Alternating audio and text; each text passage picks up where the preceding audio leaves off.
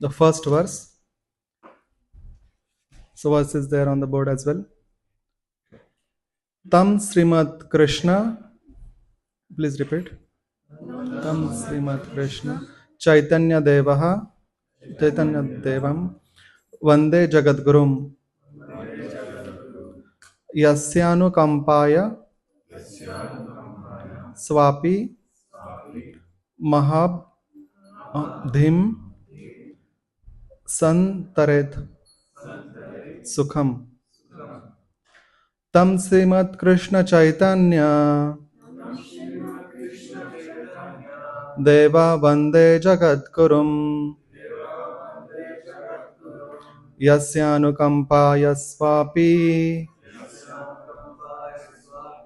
Mahabdim Santaret Sukham. Tam Srimad Krishna Chaitanya Devam Vande Jagadgurum Yasyanukampaya Swapi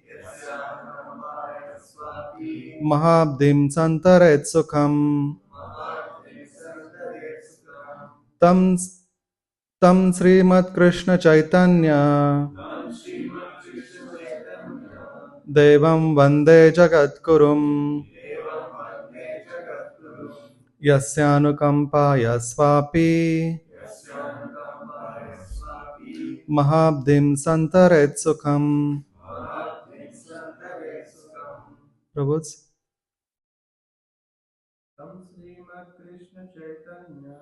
Tam Srimad Krishna Chaitanya Devam Vande Jagadgurum Yasyanukampaya Swapi Mahabdim Santaret Sukham. Tam Srimad Krishna Chaitanya Devam Vande Jagadgurum Yasyanukampaya Swapi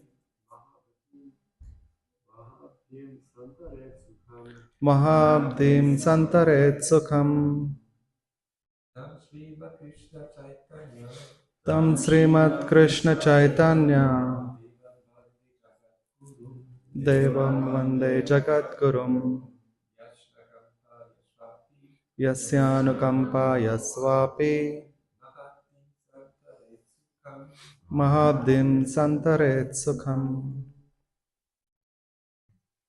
Matajis.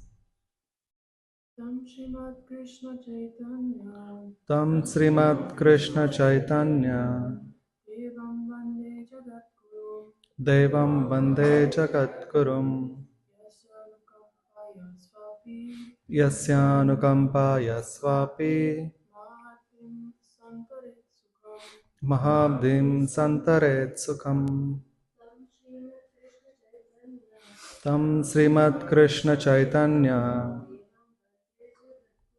Devam Vande Jagadgurum Yasyanukampaya Swapi Mahabdim Santaret Sukham. Tam Srimad Krishna Chaitanya Devam Vande Jagadgurum Yasyanukampaya Swapi Mahabdim Santaret Sukham. Tam unto him Srimad with all opulence Krishna Chaitanya Devam unto Lord Krishna Chaitanya Deva Vande I offer obeisances Jagat Gurum spiritual master of the world Yasya whose Anukampaya by the mercy of Swa Api even a dog Mahabdim great ocean Santaret can swim Sukham without difficulty. Translation: Let me offer my respectful obeisances unto the spiritual master of the entire world, Lord Sri Krishna Chaitanya Mahaprabhu, by whose mercy even a dog can swim across a great ocean. Purport by His Divine Grace Srila Prabhupada Ki Jai. Sometimes it is to be seen that a dog can swim in the water for a few yards and then come back to the shore. Here, however, it is stated that if a dog is blessed by Sri Krishna Chaitanya Mahaprabhu, he can swim across an ocean. Similarly, the author of Chaitanya Charitamrita, Krishnadas Kaviraj Goswami, placing himself in an helpless condition, states that he has no personal power, but by the desire of Lord Chaitanya expressed through the Vaishnavas and Madan Mohana Vigraha, it is possible for him to cross a transcendental ocean to present Sri Chaitanya Charitamrita. Srila Prabhupada purports ki Jai. Let us offer our prayers to Parampara. Om Ajnana-timirandasya Jnananjana-shalakaya Chakshurunmilitam Yena Tasmai Sri Guruve Namaha. Sri Chaitanya Manobhishtam Stapitam Yena Bhutale Swayam Rupa Kadamayam Dadati Sva Padantikam. Vandeham Sri Guru Sri Yuta Padakamalam Sri Gurum Vaishnavascha Sri Rupam Sagrajatam Sahagana Raghunathanvitam Tam Sajivam Sadvaitam Savadhutam Parijana Sahitam Krishna Chaitanya Devam Sri Radha Krishna Padan Sahagana Lalita Sri Vishakhan Vitanscha. He Krishna Karuna Sindhu Deenabandhu Jagatpate Gopesha Gopika Kanta Radha Kanta Namostate Tapta Kanchana Gaurangi Radhe Vrindavaneshwari Vrishabhanu Sute Devi Pranamami Hari Priye Vancha Kalpatarubhyascha Kripa Sindhubhya Evacha Patitanam Pavanebhyo Vaishnavebhyo Namo Namaha. Jaya Sri Krishna Chaitanya Prabhu Nityananda Sri Advaita Gadadhar Srivasadi Sri Gaura Bhakta Vrinda. Hare Krishna Krishna Krishna Hare Hare Hare Rama Rama Rama Hare Hare.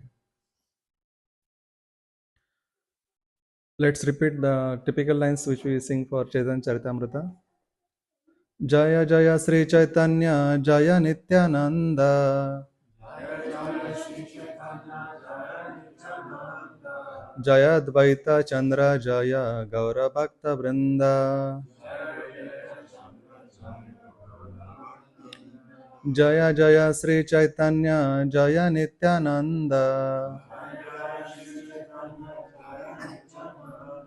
Jaya Advaita Chandra Jaya Gaura Bhakta Vrinda.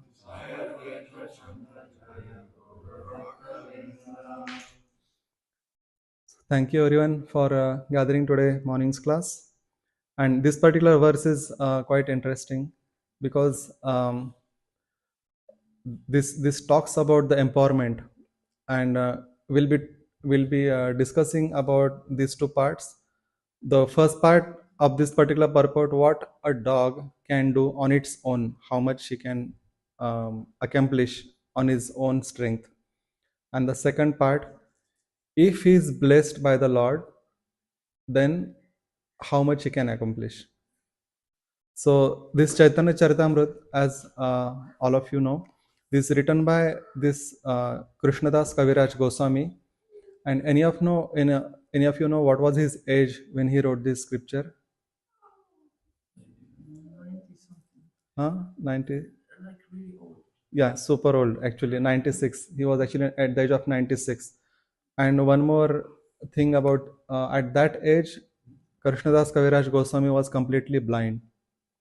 But somehow he was the only personality who was existing at that time who had a direct conversation with six Goswamis, and he had heard these pastimes of Lord Chaitanya directly from them, and he had seen the close associates of Lord Chaitanya as well.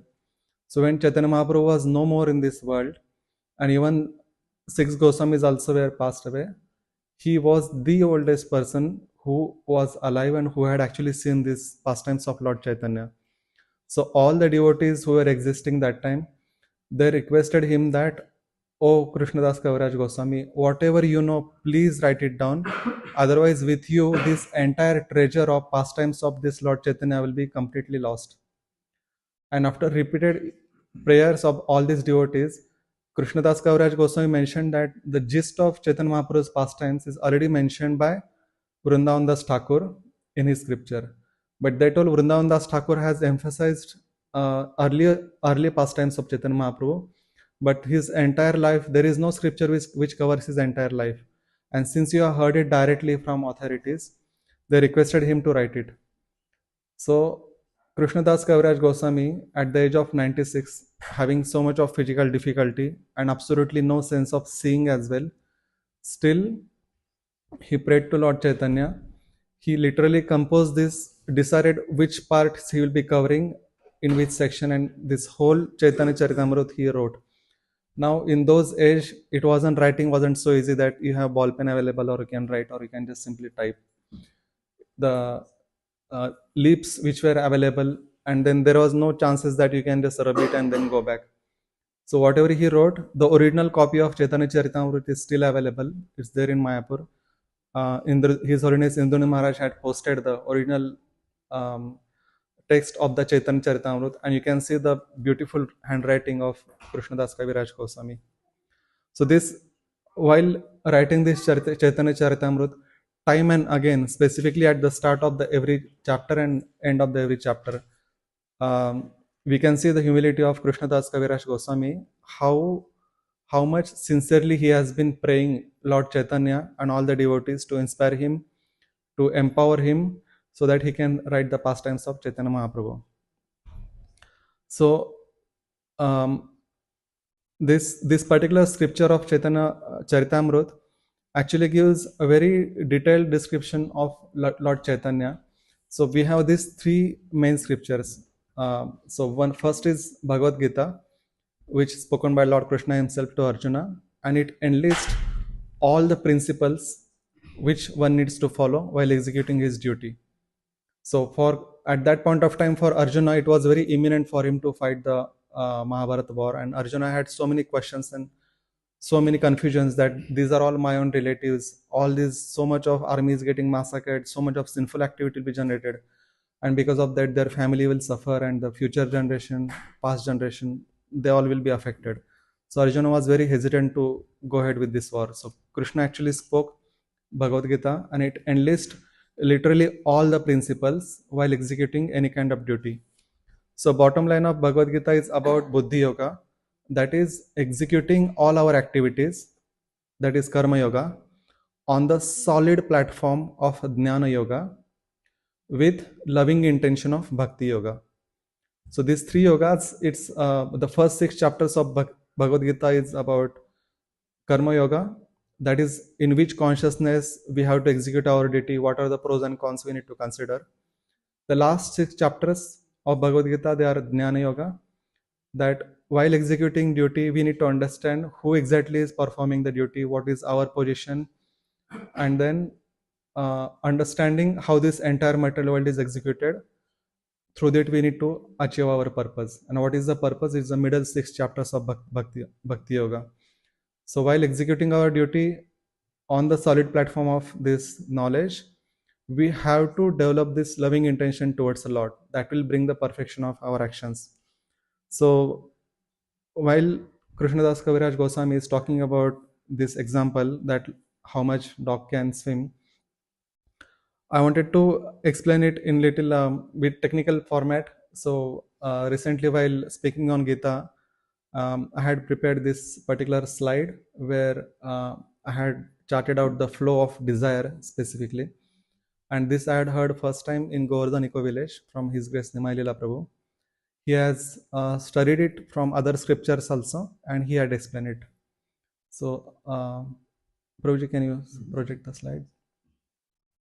Yeah, maybe you can go to the fifth, the diagram. Which one? It's a flow chart actually. Yes, this one. Yeah. So there are a few things. Chida bro, can you just take this little backside, this board? So, um, so as it is stated in the second chapter of Gita, that we are all spirit souls residing within this particular body. So what you see, the first heart is actually heart of the soul. So soul is very very infinitesimal. It's very small, and that soul also it has heart from which his desires originate, his consciousness originates, and that soul, the desire I had shown with the skating person. So that desire, when it originates from the soul, immediately on the soul there are three important coverings. That is this covering of ego, and then intelligence, and then there is this mind. So when it comes to this ego, intelligence, mind in this material body, there are a lot of contaminations, particularly the contaminations of this lust. What Krishna explains in Gita, the lust resides at the level of ego, at the level of intelligence, mind, and even senses. So when any desire originates from the soul, for example, the desire might be, let me construct a nice place of residence for the Lord, or maybe let me construct a very nice temple where Lord can be worshipped. As soon as the desire passes through the covering of ego, the very first transformation happens is, what is in it for me? What I can get out of that? So immediately the desire is changed to, let me construct something in which I can stay comfortably. Then when it goes to intelligence level, intelligence again adds more spices into it, that how more comfortable home I can build for myself. And then the desire progresses to mind. So you can see the additional levels of contaminations getting added to the desire level. Now the desire goes to the sanction point, that is the Paramatma, which is sitting in everybody's heart. Paramatma always consults, so you can check this stock check, that is our karma account. So Paramatma, any desire originates from our heart. Paramatma actually checks, do we have that much stock in our account to execute that desire or not? If Paramatma gives thumbs up, then the desire goes to the subtle level of this Gyanendriya, what is subtle senses, and then to the Karmendriya, which is the gross senses or gross body. So these are the levels where the desire now getting executed, actual execution happens, and then the gross body. So this material nature is one which actually carries out this desire. And then for every desire, like with the packet of the desire, there is an additional the additional attachment is there, additional message, that whether I want to execute the, whether I want to enjoy the results of this particular desire or no. So as soon as this desire is getting carried out, the action is getting carried out, of course there is a resultant reaction with that result. Now if the soul is attached that I want to enjoy the result of this particular action, then whatever karmic reactions or whatever resultant reactions are there for this action, they get accumulated in the form of impressions in our karma account. Okay, so time and again, what Krishna talks in Bhagavad Gita is about severing this particular link, that do not be attached to results, because as long as we are not getting attached to the results, we will stop accumulating reactions and impressions for the activities.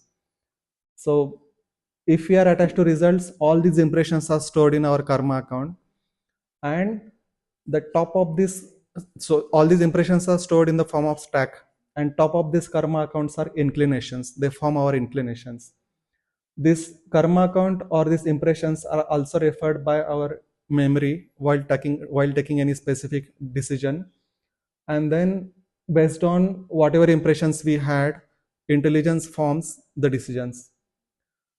There are sometimes, for example, if you are driving car, or if you are swimming, or there are certain activities, if you are cooking, not that everything has to come through ego and intelligence level. Sometimes your subtle body is trained that just from inclinations, what you have trained your subtle body, the desires are getting auto generated from inclination level, and directly they go to mind and the subtle senses.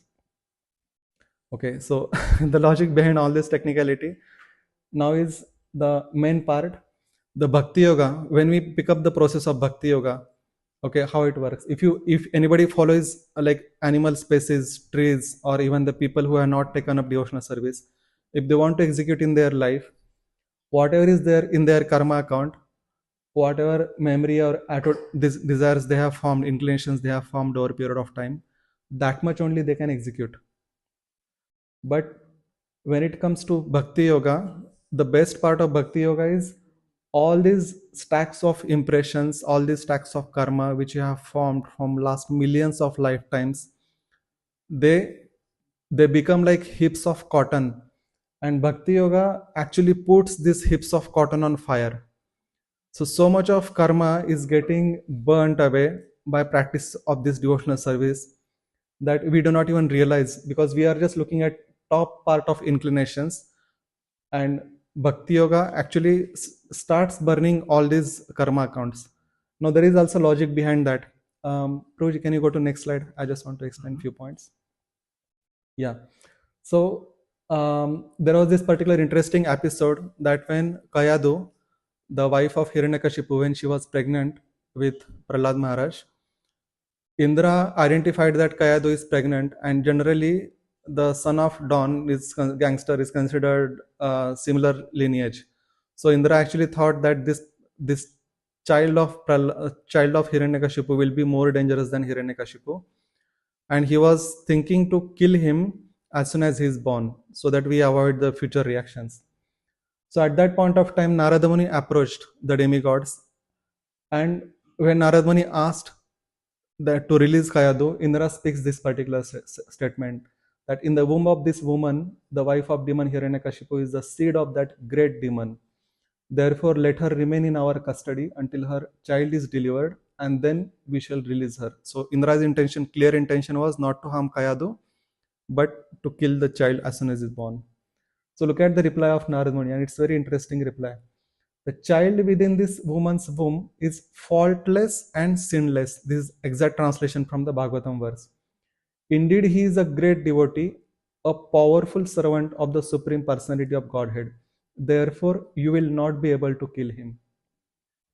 So, very interesting point Narad Muni makes here, that he is faultless and sinless. That means Prahlad Maharaj does not have that ghastly karma to be killed by anyone else. So here Narad Muni is telling that because Prahlad Maharaj does not have that much karma, first thing. Second thing, he is a devotee of the Lord. Third thing, he is a servant of the Lord. So all of you demigods, no matter how much you exert your effort, you will not be able to kill him. And Indra and demigods, they accept whatever Narad Muni has said and released him. And later on, we can actually see in the life of Prahlad Maharaj, where Hiranyakashipu gave so many instructions that burn him, trample him under elephants, and so many ways they try by throwing Prahlad Maharaj from cliff and all that. Because Prahlad Maharaj had no karma, and then Prahlad Maharaj he had been a pure devotee of the Lord. No matter how much these demons put their efforts, they could not harm Prahlad Maharaj at all. Okay, Prabhuji, can you just go back to the previous slide now?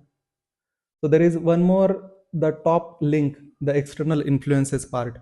So from outside material nature, even if somebody wants to cause any harm to us, if we do not have that much karma, or if we do not have that much stock of impressions, no matter how much external entities would like to harm us, the Paramatma will not sanction that harm, and then no harm will be caused to us. But if anything, if we are getting harmed by somebody, if we are being put into difficulty by anybody, the first thought should come in our mind is that this is because I had that much of karma, if because that I had accumulated that in my past, that's why I am eligible to go undergo this particular suffering. So we should not be fault finding that because of this person said that and that person said that. Okay, they might be instrument of carrying out that particular activity, but whatever I am suffering is because results of my own past activities. Even Lord Brahma says that anybody who is had, like in 10th chapter, in the 10th canto 14th chapter, Lord Brahma says Tattanukampa Susamikshmano Bunjana Evatma Krutam Vipakam Rudvag Viparbi Vidadhan Namaste Jivetayo Mukti Pade Sadaibak. This particular verse actually it says that if living entity, while suffering the results of his karma, while suffering, if he keeps this particular intention that I am suffering the results of my own karma, and without blaming anybody, if he can develop the gratitude, if he remains devotional towards the Lord while going through this particular patch of his life of sufferings, such a living entity actually becomes very much eligible for liberation. So these particular patches in our life, I'm sure none of us had a very smooth ride in our life. There always had been cycles where we had a difficult patch, then we were little comfortable. Again, there was difficult patch, either caused by our own activity or somebody's activity. But specifically when we are in the difficult patch of our life, if we can maintain the consciousness that, okay, now this is because of my own past activities, Lord has arranged me to go through this activity, this particular difficulty. Let me introspect and learn what qualities I should develop while I'm going through this particular patch of my life. And if we can focus on improvising our own consciousness in that patch while remaining grateful to the Lord, that Lord, I'm actually, because developing these specific qualities on my own wouldn't have been possible. But Lord, you have arranged so kindly these people, these circumstances in my life, which are helping me to introspect and develop these specific qualities. I'm really grateful to you. If you can have such a kind of attitude, person can make very swift progress in Krishna consciousness. So these are the patches where they help us to elevate in our consciousness. So you can stop this slide, bro. Thank you so much. So while we are discussing this, there are so many examples we can see in our scriptures, right from our Acharya Prabhupada. When Prabhupada or any other person, if would have taken, okay, I want to establish at the age of 66, if I want to go around the world, and just on the basis of ego, or I have that much of intelligence, let me start some enterprise with which I'll inspire millions of people to follow my organization. This would have been practically impossible. Prabhupada's English was not exactly where everybody could understand in foreign countries, and he had so many other limitations. He already had 2 heart attacks and 1 paralysis attack even before he reached New York. So physically, um, it was not exactly possible for Prabhupada or any other person for that matter with that physical limitations to start such organization. But Prabhupada was so much convinced that this is movement of Chaitanya Mahaprabhu. Whatever my spiritual master has mentioned, that this knowledge of Chaitanya Mahaprabhu, this movement of Bhakti movement, it is destined to spread across the world. Let me become an humble instrument. So throughout his prayers, you can see the prayer which Prabhupada wrote on Jaladuta. He was requesting Lord Krishna's help again and again. Please make me an instrument. Please use me the way you want, O Lord Krishna, and let these principles of Bhakti Yoga spread throughout the world. Even while writing his books, Prabhupada was saying he was not taking any credit to himself. Although Prabhupada, his schedule was so hectic that he was managing worldwide organization, communicating with so many of his disciples, and at the night time, Prabhupada used to switch on the tape recorder and he used to give the purport of this Bhagavatam. That's how this we got this Bhagavatam. So Prabhupada was literally working day and night. So he could have said that look at my expertise, look at my intelligence. But what Prabhupada says is these words are not from mine. They are all inspired by Lord Krishna. So this purports, in fact, purports also, Prabhupada says that these are all inspired by the Lord. And if we read the Bhagavatam back and forth, and if we read enough scriptures, Acharya's commentary, every line of purport is actually either translation of some other verses or some other Acharya's commentary. So these purports of Prabhupada, they are actually really transcendental. Each of them carry very, very deep meaning. So Prabhupada himself is this every Acharya, even Krishnadas Kaviraj Goswami. On my own, it wouldn't have been possible. But this Bhakti Yoga principle, it works very interestingly. So as all of you, we saw that flow chart. Paramatma checks whether we have this account, this much karma account or not. So based on that, desire may get executed. But if we have desire which are aligned with the purpose of the Lord, that is, Lord, let me purify my existence, let me get rid of these material tendencies, let me overcome these temptations, if we are showcasing that struggle to the Lord, and with the sincere desire that let me also improve, let me help others also to understand this knowledge, let me help others, let me serve others also, so that they get inspired to understand this knowledge, develop loving sentiment towards the Lord. So this is what Lord wants. Lord doesn't want these souls to suffer in this particular material world.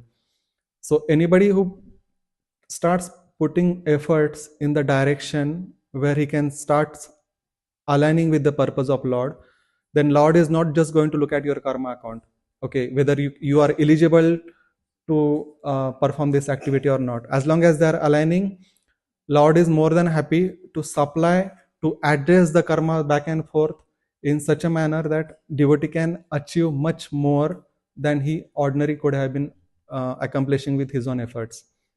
There was an incident with Prabhupada in New York where he was very sick to the extent that it almost appeared as if he may even pass away, and he was admitted in the hospital.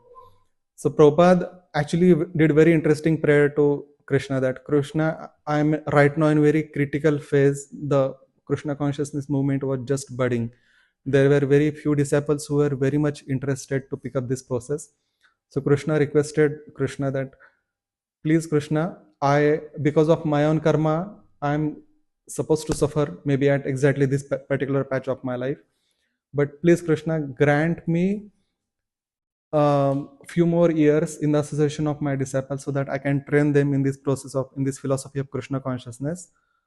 And miraculously, what happened, that particular illness of Prabhupada, it actually disappeared.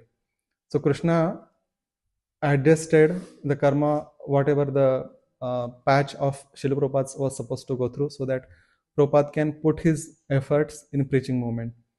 So we can see in the life of acharyas that every point of time they were very much with humble attitude, with the grateful heart. They were always praying, and with the prayers they were putting their 100% while learning this philosophy, while practicing this philosophy, and implementing all these principles in all the challenges of their life. So this is what we can attract the mercy of the Lord. And to what extent?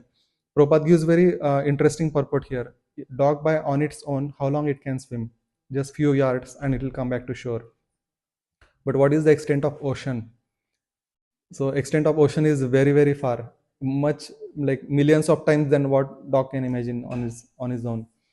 So if somebody is very sincere in his intentions, if he is sincere in his purpose, Lord can actually empower such a personality much beyond the normal capability, the way we can see in the life of Srila Prabhupada, that even if Prabhupada is not around, the scriptures which he has created, the pastimes, the kind of interactions with which he had with disciples, they still continue to inspire us till date. Just by reading Prabhupada Lilamrut, just by reading the way he had inspired his devotees in different circumstances, they actually wholeheartedly inspire so many devotees to take up this process of Krishna consciousness. Soon we will have 75th. I mean, we already had 50th um, anniversary of ISKCON. We'll have 75th. We'll have 100th. So even if Prabhupada is not there, his teachings are continuing to guide.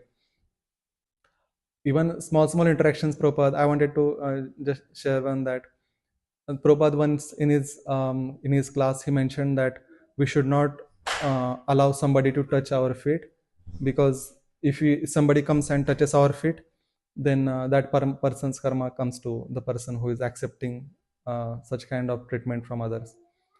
And after this, in question answer session, one disciple asked Prabhupada that, Prabhupada, but I had seen you yourself on certain occasions, your disciple come and touch your feet. So Prabhupada immediately replied, that's why I touch their head and I pass on their karma back to them. so, so of course Prabhupada was not passing, but Prabhupada, by his very jovial small incident, he actually inspired his disciples to serve him more and more. Once there was incident where um, Prabhupada was sitting outside in his porch, and there was one disciple who was massaging in his body, and there was another disciple who has taken the chamar and he was fanning Prabhupada. And this was a normal routine for disciples, and they knew Prabhupada deserved this amount of efforts he's putting, the kind of consciousness Prabhupada has. He needs this massage, he needs for his bodily things, and fanning also he needs because it was whatever the atmosphere. And then there was one person who was passing by, and he could not tolerate that Prabhupada was getting such a royal treatment. And there are some foreigners, white body people, who are fanning Prabhupada and all. He passed, he controlled himself, but he couldn't even tolerate Prabhupada getting so much of respect. Then he again came back, and he just asked Prabhupada, "Why is that guy fanning to you?" And then Prabhupada looked at him and told, "Because it's hot." So, very small incident. What Prabhupada interactions he had with his disciples. So, Prabhupada from his heart, whatever respect he was receiving, everything he was passing to his predecessors, to his spiritual master, to acharyas. So, because Prabhupada was such a perfect instrument, he could achieve so many great things in his life. So we can also see that when we follow this particular process of Krishna consciousness, when we stick to this process of bhakti, it will help us not only to purify our heart, but we can help us to inspire many other devotees as well. So thank you so much for your focus and concentration in this particular class. If any of, I'm sure this topic is very inspiring, and I'm sure some of you must have some comments or questions which we can discuss further. Hare Krishna. Yes, Prabhuji. And yeah, thank you first of all for the nice lecture. It was very helpful. My question is about how is we are viewing Prabhupada. We view him as a pure devotee of Krishna, and yeah, and I read in the Shri Upanishad that the pure devotee of the Lord has no more karma, that all the karma is annihilated by the Lord. And so you said that Prabhupada said that this heart attack was his karma. And I understand it from Prabhupada's view that he is humble and he doesn't think of himself as a pure devotee, but we see him as a pure devotee, so we should believe that he has no karma. You know? Yes, bro. Can you explain how he has some karma if he is a pure devotee? Yeah, thank you so much, Prabhu, for that part. So all of us do understand pure devotees have no karma. Whatever activity they are performing, this all by the will of the Lord. By definition, karma is means, Krishna says in Bhagavad Gita, anything to do with the maintaining of this material body constitutes karma. So even if you are simply breathing, just by breathing, if you are not breathing for right purpose, we are just breathing so that how can I enjoy more, or how can I exploit resources of this material nature more, I'm actually accumulating karma just by breathing. So any activity, even to just maintain this bodily constitution, actually constitutes karma. That's the basic definition of karma.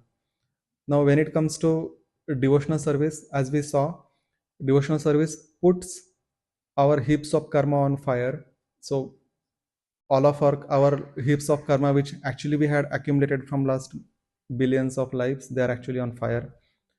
At the same time, depending on the extent of our purification, depending on extent of our surrender, we may still have to undergo specific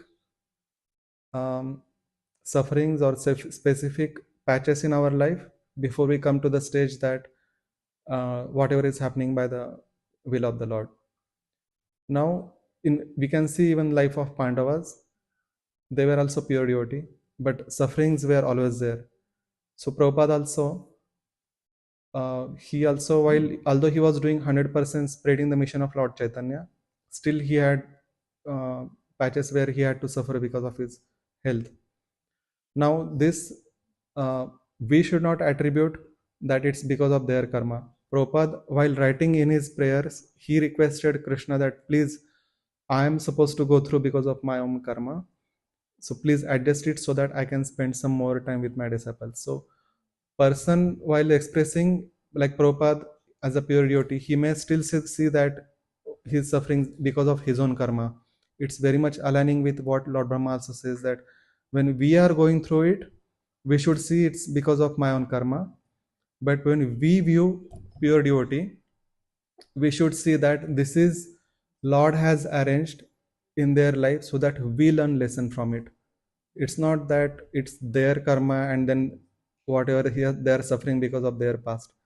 So there are two perspectives. If I'm going through it, I should always see it as my own karma.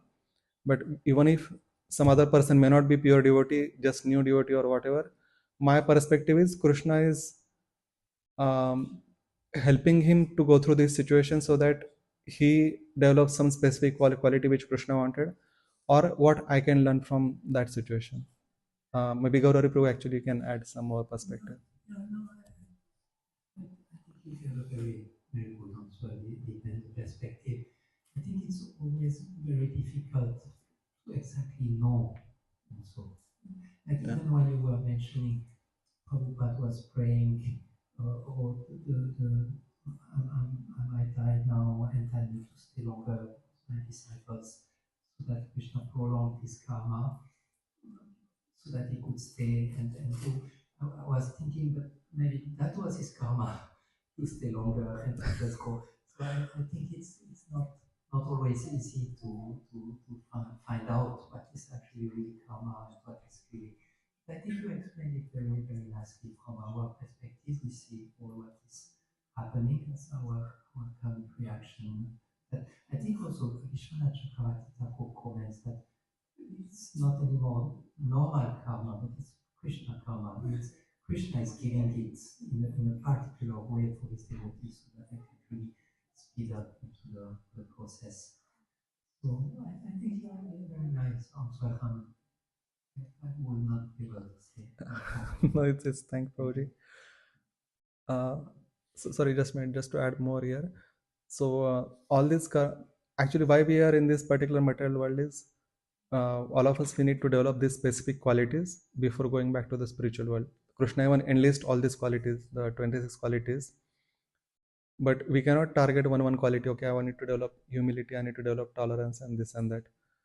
With my own efforts, I may not be able to develop the qualities, but as long as one is having this positive disposition towards Krishna, that oh Krishna, whatever you arrange in my life, uh, please please let me not forget you, let me just remember you, and with your mercy let me go through this situation.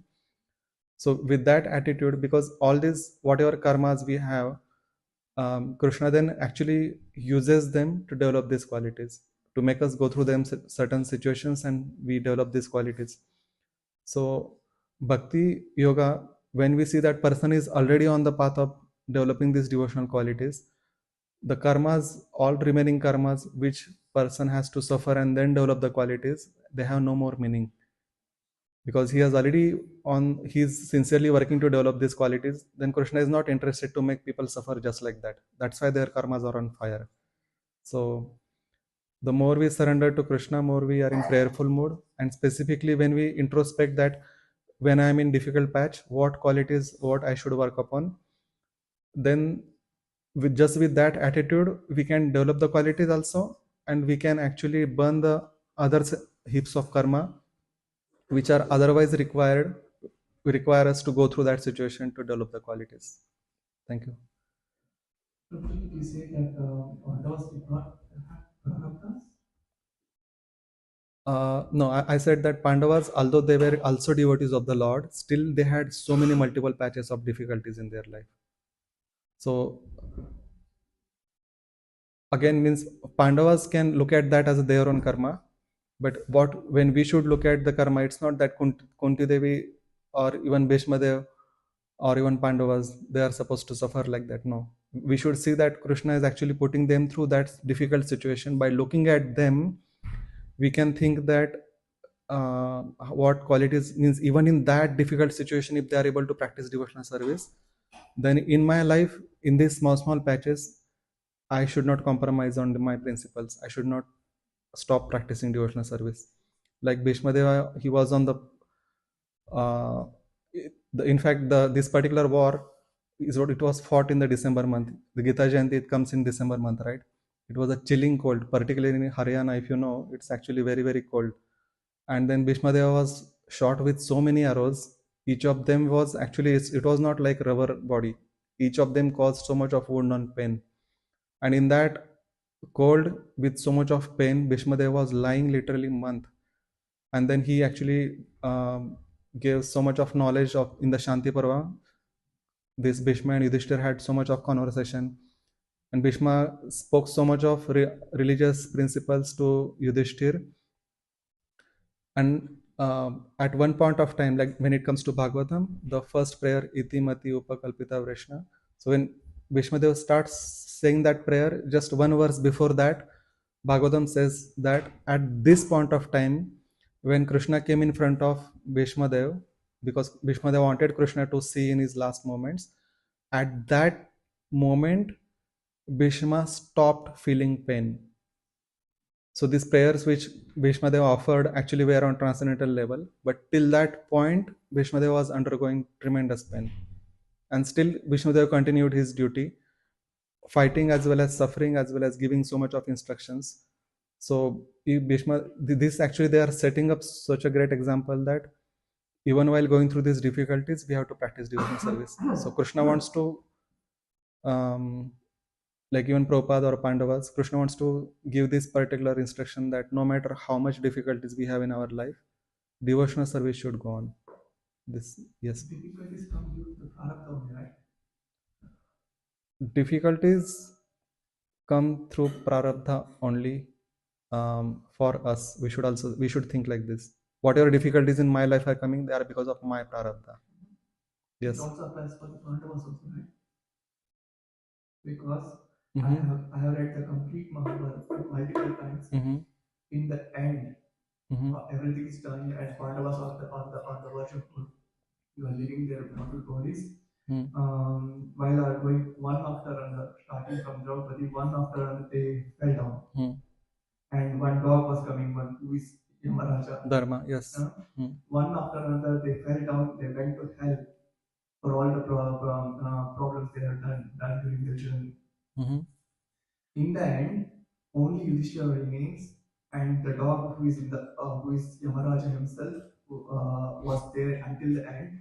And finally, a dog revealed himself in the form of Yamaraja, and he said, "You came here because you lied during the battlefield." You remember that Yudhishthira has to lie in one particular incident, and because of which he has to come to hell just for a short moment. Yes. So they did suffer the prarabdha, right? All of them. Okay, so I can actually say here that this what your episode you are mentioning, it's in Uttara. It will come in the last last part of this Mahabharata. So even Yudhishthir, because of he hesitated to say this Ashwathama was the elephant or whatever. So because of that, he has to make a tour of hell. And when he went to the hell, he saw he heard the voices of Pandavas that they are suffering and all. And then he went to the heaven and he saw the Kauravas sitting there basically. They already suffered and went back there. No. Let me just finish because I also read this particular part, and at the end there is additional explanation also. So what? When Yudhishthir was bewildered, he asked Yamaraj that how come the religious, righteous brothers of mine who were devotees of the Lord, they are in hell, and how come these Kauravas who are sitting there, even Karna was sitting with Surya and all these guys are sitting in heaven, how is it possible? So Yamaraj told very interesting system that now this is nothing to do with exactly devotional service, but that's an additional part where Yamaraj mentions that if somebody has heaps of pious karmas and very little bit of suffering, then as per the law of karma, he is first put into hell to finish off that little bit part and then transferred to the heavenly part. And person who has heaps of deadly ghastly karma and little bit of pious credit, he is first sent to heaven to enjoy that part. So Kauravas were sent to the heaven just to finish up their little bit of pious karma, whatever they might have because of so many yajnas they did and all. And later on, they were sent to the hellish planets. What this is all. Now we can also understand this Arjuna, for example. He is the eternal companion of the Supreme Lord. They perform this pastime again and again across various universes as well, and various in kalpas of this Brahma. So this Bhagavad Gita is not just happened only once. Even in Bhagavad Gita itself, Krishna says that you and me had so many births, you don't remember, but I do remember. So these companions of Krishna, they are performing these pastimes again and again. So to perform that activity, whatever karma is required, whatever prarabdha is required, Krishna is granting them. So when we see this and even end-to-end full example that Pandavas went to the hell for all that, this is all to teach us that if our own life is in such a way that we have very little bit of pious activity and a lot of deadly karmas, then we'll end up spending maximum time, more time in the hell. And by the way, as per the um, Vedic instructions, neither hell nor heaven, nothing is permanent. Depending on extent of activities we do, we suffer in the hell. After that activity exhausted, we again come back to the middle planet system, that is Earth. Even if somebody goes to heaven, it's for certain duration. After that, pious credits are exhausted, again he comes back. So this cycle of going up and down continues till the time soul says that I'm done with this material world. Now let me pick up devotional service and go back to the spiritual world. So Pandavas, whatever they suffered, that prarabdha, whatever is required, is arranged by the Lord to go through them.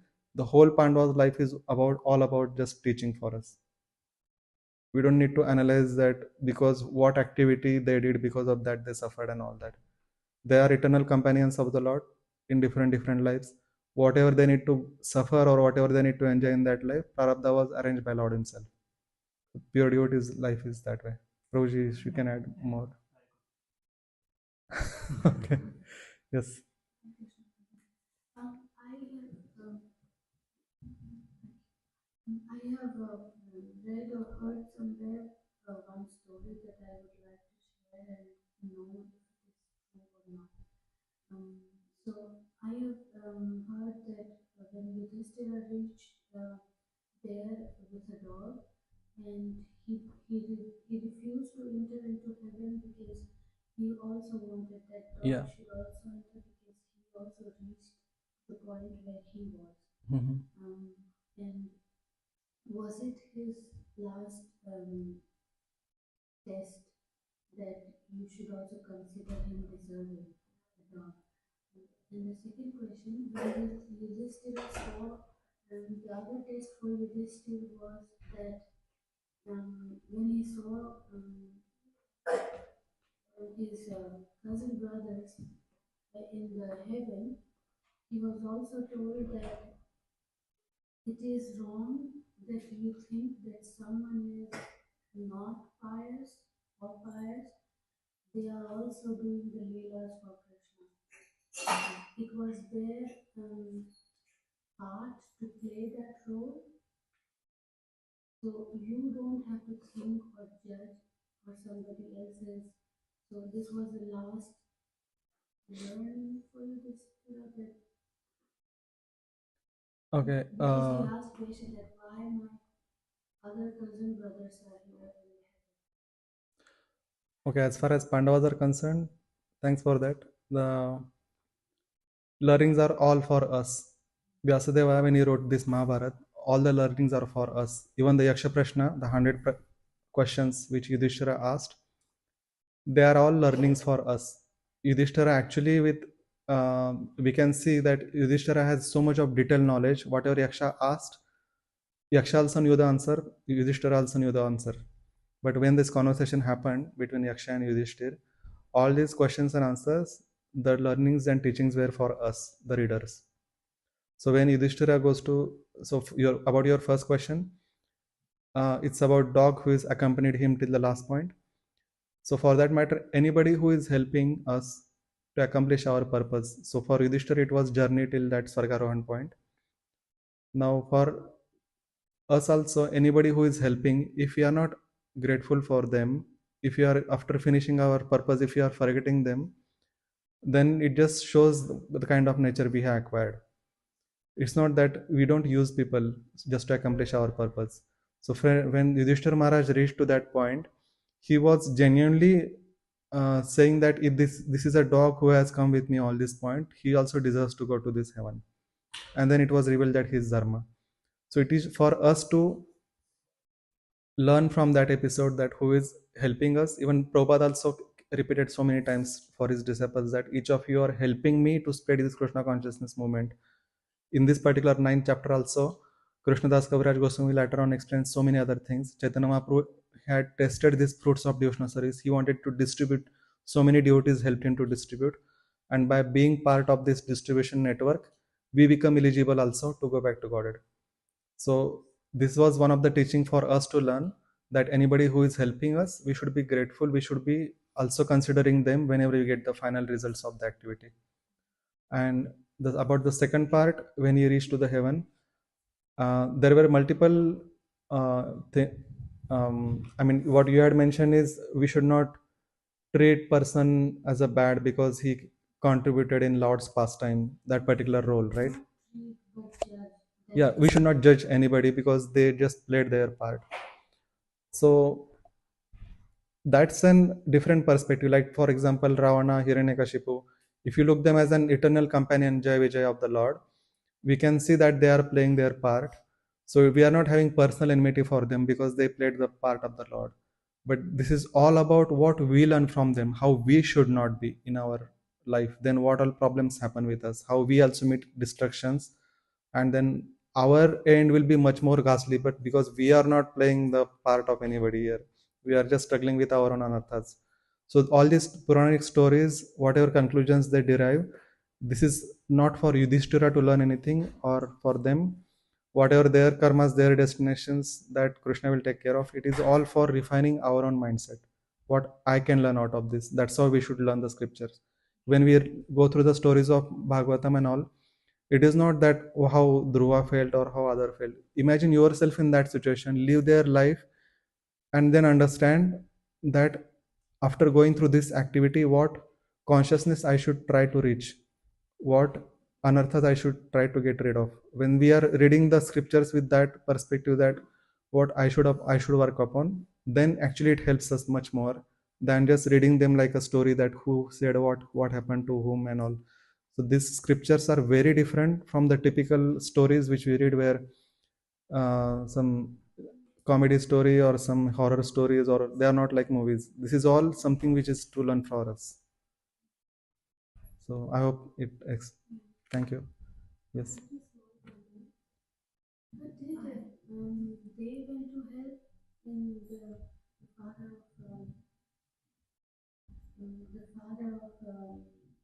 Prahlad and the girls went to help. No, because they had already signed the contract much before coming in this particular world, that we'll take 3 births and then we'll be back. So that, and as such, whatever they are supposed to act in this particular, that prarabdha was given to the Lord. They finished off the prarabdha in this life, and they were ready for the next birth. The fourth birth means they took voluntarily to assist Lord Chaitanya as a Jagai Madhai, and then means you can imagine that they were so much enjoying even while going through this suffering. It was not very happy thing that you become a villain of this story, but to elevate the position of the Lord, they were ready to become villain. Even Gopis also says, "I'm ready. We are ready to go to hell as long as it pleases you, O Lord." So these great devotees, they take voluntary suffering this voluntarily so that Lord can get glorified. So for uh, Hiranyakashipu, there was no hell. This next birth. One last. So if suppose we meet new people, for example, I come here and I meet new people whom I have never met before. We can meet people with whom we have lived, like our parents and neighbors, and with Mhm. them maybe we can have like all the relatives and also. because we sometimes Yes, yes. We also have a lot of prarabdha. They also have prarabdha. We are purifying each other by different means. So that is all. As long as we just act on the level of karma each other, action reaction, we are not helping each other. But when we start practicing devotional service and we treat, okay, they have arranged in my life by the Lord. Let me learn something out of this.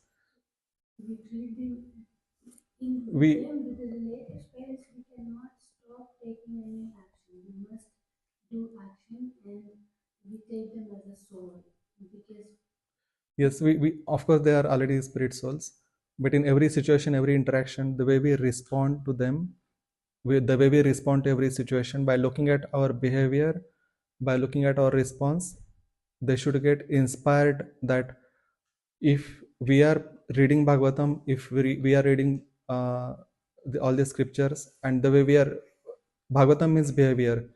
Whatever we read, it has to be translated into our behavior. So by looking at them, if we can inspire them to take up devotional service, then that's the perfection of all such kind of interactions. Even if they are doing good or bad to us, the way we respond, this is all matters. The essence of all these teachings is how we can translate in our behavior. I was not able to take them as a soul before coming to Krishna consciousness. And I think with the new people, if we don't judge or um, don't try to take their emotions or anything from their story, then maybe it is a way to not do any karma with the new people that we meet. The only way to avoid karma is we are not attached to the results. And only way we are not getting attached to the results is when we are doing it with some good intention. So I'm doing it for the welfare of others, nothing for myself. Any activity which when we carry out with that spirit, then there is no attachment to results, and then the cycle, karma cycle stops for us. Of course, others are spirit soul. Of course, they have so much of karma and baggage, and they will try to exert all that. So I wanted to give this example. When it comes to devotees, actually, particularly, it's like all the unpolished diamonds. In one of the, what's the name of the devotee who gave this example? Radhika Mataji. So, no, no, no.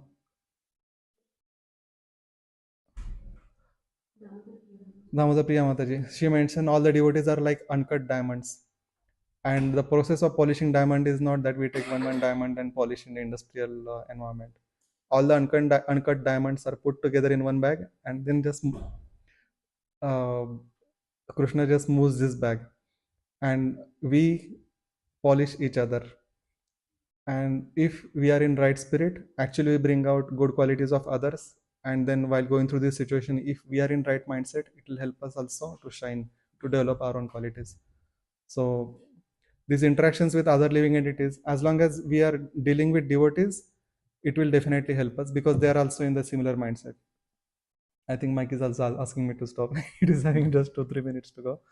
So the interactions with other living entities, uh, or for that matter, qualities which we are trying to develop in this devotional service, as long as we are developing them to serve Krishna, they will stay with us. But anything to we are developing just to glorify our own ego, our interactions with others just to impress them with our things, all that interactions will drag us down in due course of time. Thank you, thank you. 9 money, done. Okay. Any other final comment? Thank you then so much. ग्रंथराज Shrimad चैतन्य चरितामृत की जय, श्री प्रभुपाद की जय.